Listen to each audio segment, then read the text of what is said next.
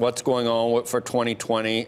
You saw the news from Howard Schultz. How do most Democrats look at whether Mr. Schultz should run as an independent? Well, look, we're going to go through what Republicans went through in 2016. You're going to have probably more candidates than they had. You know, there are people, there are good people. Every name that I've heard and every person that I've heard speak gives me hope for 2020, not only for Democrats, but for the entire nation. Got some really great people, some good names. Some are a lot more independent than others. That's the nature of the beast. That's politics. Can they gather support from the rank and file and the base? That's another question. And what's your message going to be?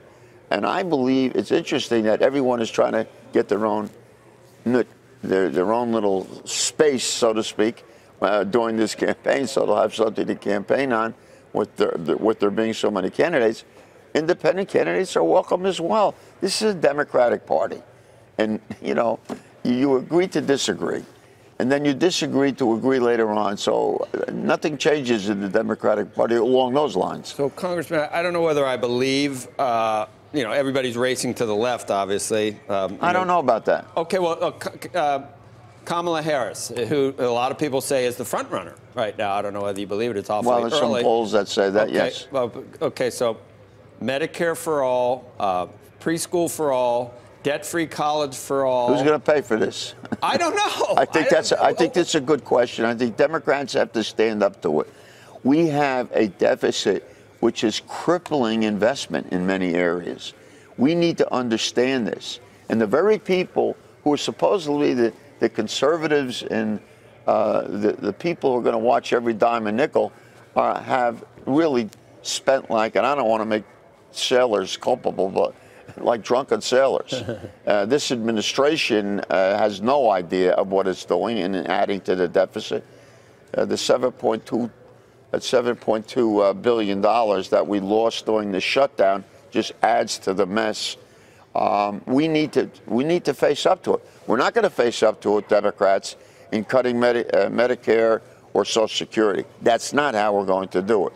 But we need to face up to it. We can't walk away with it. And when you have Medicaid for all, Medicare for all, and I think we're going to move in that direction, we're not there yet. We can't afford it at this particular time, but we'll have a debate about it. Let's say you find an old lamp in your house and you rub it and a genie comes out and you get to pick your wishes who runs, who's your nominee, Democratic nominee. What's your dream ticket right now, Bill? Wow. Well, I love Joe Biden. Everybody loves Joe Biden. And you know what? Sometimes you love people and they're not smart. Joe Biden is smart. He's done it. He's been there. I have confidence in him. But I have confidence in a lot of the other candidates. You asked me who if I had to pick today. Bernie polls well, too. What about Bernie? I'm not a Bernie person. I like Bernie. I debated him in China once on natural law. I'll never forget this. I think Bernie had a shot. And, hey, he's welcome to run just like anyone else. I respect him for his acumen on politics. I respect him for respecting other people. I think he had his turn. I can hear some common sense in a lot of the stuff you talk about, Congressman. I think it's from the area you're from. God forbid. I know.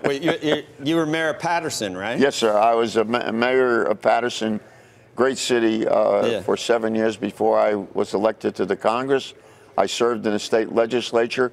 About 30% of those people who are in Congress right now have served in some form of local government, be it a mayor, council, board of education, etc. And I think that's a healthy kind of thing. Those local politics will never leave you because you have no time to hide behind a desk or hide under the desk. You got to make the decisions. Instead of, the Congress moves at a pace which, puts you to sleep many times. And this shutdown just put us behind in all the work that we need to be doing. Not simply because the Democrats, and we've taken over the House of Representatives, but because the country needs certain things, whether it's health care, whether it's trying to deal with the deficit, whether it's trying to deal with the crazy tax bill that was passed of December of a year ago. We have a lot of problems to address. We don't have the time to mess around.